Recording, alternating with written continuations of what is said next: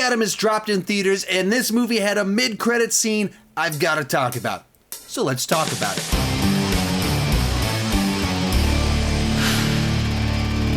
If you haven't seen Black Adam yet and you haven't had it spoiled for you yet, get out of here. I'm about to spoil the biggest thing in this movie that can be spoiled. You have been warned. It's coming in 3, 2, 1. So during the mid-credit scene for this movie, Amanda Waller threatens Black Adam, tells him he better stay in his city. That's his new prison. And she says if that's going to be a problem, she's got someone she'll call in a favor for. And then someone walked up in the shadows. We all kind of knew where this was headed. Unfortunately, because of the way the internet works, this was spoiled. I didn't read any of the leaks. I didn't read any of the articles. I didn't see any of the tweets. But even just passively seeing little things out there, I knew where this was headed. More importantly, Dwayne "The Rock" Johnson himself basically spoiled this 3 weeks ago. So, gigantic announcement, slowly revealed through leaks, spoilers. The Rock himself, Grace Randolph, people revealed this early, unfortunately. But from the shadows comes Henry Cavill as Superman. And for whatever insane reason, Warner Brothers hasn't given us a Man of Steel 2. I have no idea why. People like this actor as the character. You can debate whether they've liked the movies that he's been in. They have been divisive, but there is a passionate fan base for Henry Cavill as Superman. And I think there's plenty of other people that would be won over if you had a less Zack Snyderified version of Henry Cavill's Superman. I personally love Man of Steel. I'm a fan of Batman v Superman, and I love Zack Snyder's Justice League. But Zack Snyder has a very distinct worldview that is not for everyone. He has a very distinct flavor for things. It's not for everyone. And so you just kind of do something that's a natural extension of this version of Superman. But you think Man of Steel, that's Superman day one.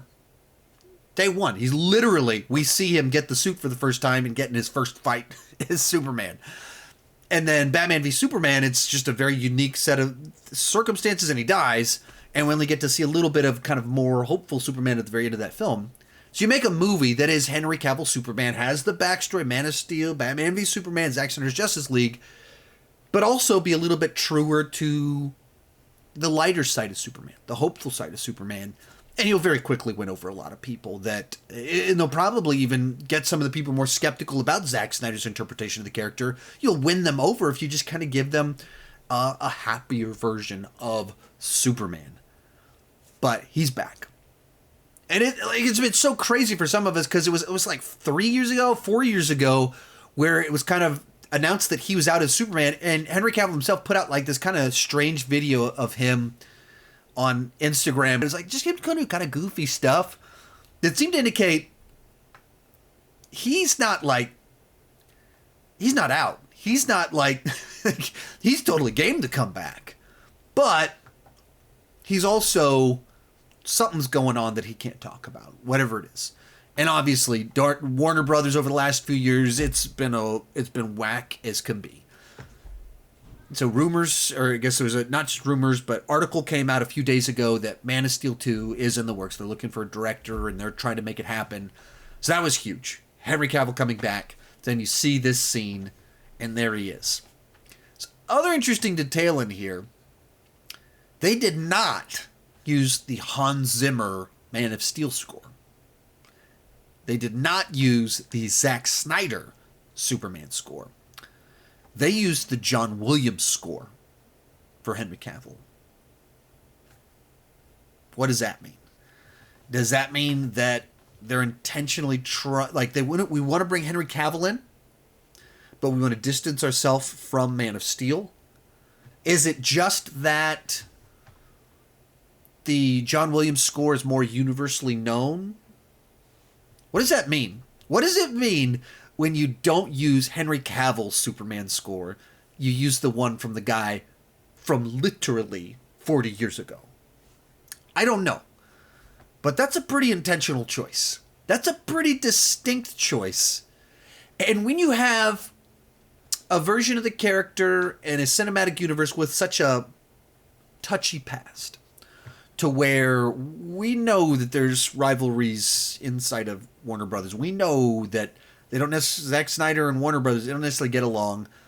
And they are aware that the fan base has put out a bazillion things, release the Snyderverse or continue the Snyderverse, whatever it is. They have a million hashtags. And when we bring back the guy that they want, there's a choice in there that's interesting. They don't use his actual music that ties back to a Zack Snyder movie. They use this other music that ties back to a totally different continuity.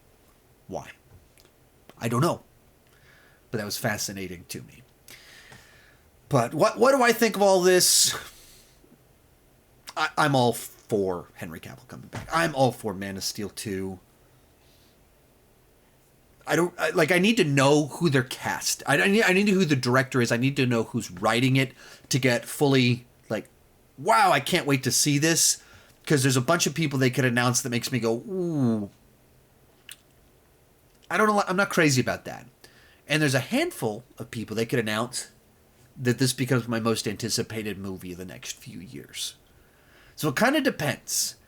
What do I want? I want a natural, organic continuation of what Zack Snyder did, but that's not trying to copy Zack Snyder.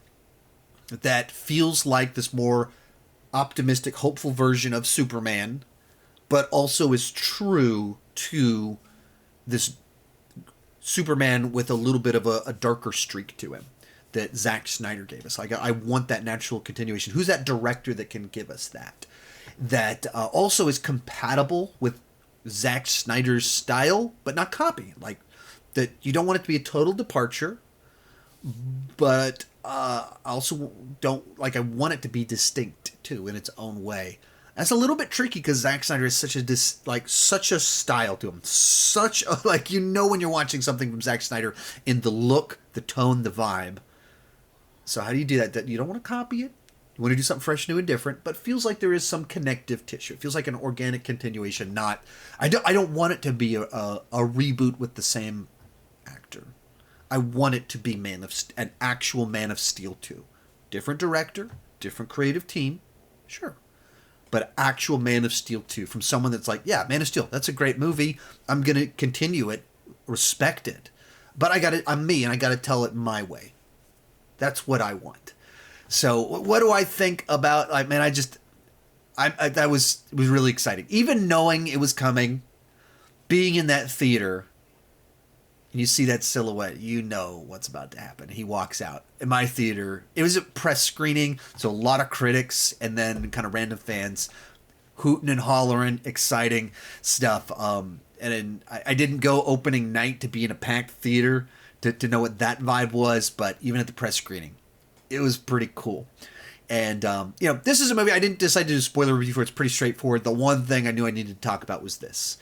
And it's not even about the scene itself, because the scene itself is pretty simple, straightforward. Superman comes to be I'm here too. And, okay. But what matters is Henry Cavill's back. And it looks like they are actually planning on doing a Man of Steel 2.